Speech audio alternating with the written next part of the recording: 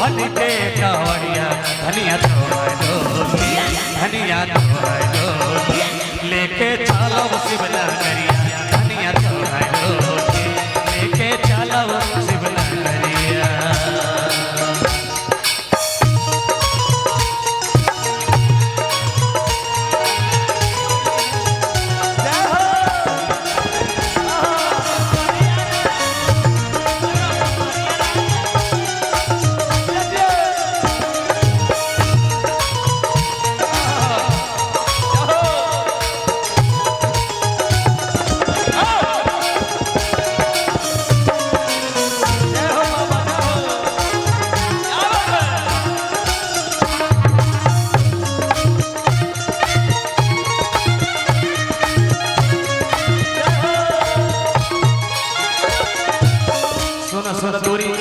घर के सोना तो कोनो बात कहिया बोली बोली गंगा जी से दूर पापे शिव के नगरिया कांवर उठा के पैदल चलो डगरिया।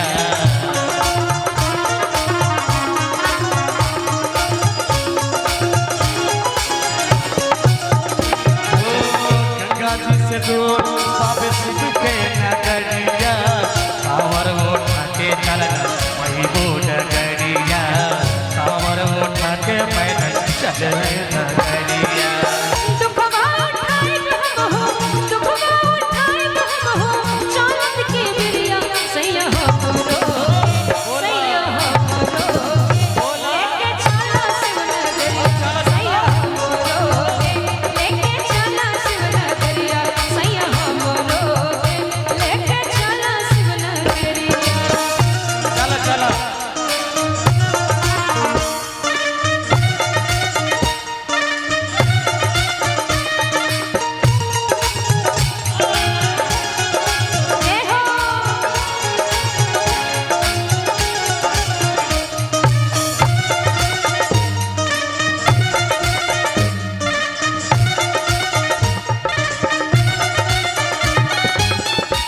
और इस बात सुन गंगा से दूर के बाद शिव के नगरिया।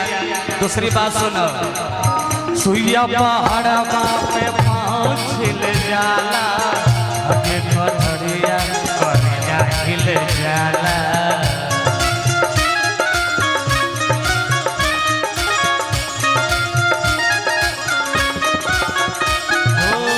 सुइया पहाड़ा पे पाँव छिल जाला रखिया चले में बढ़िया हिल जाला रखिया चले में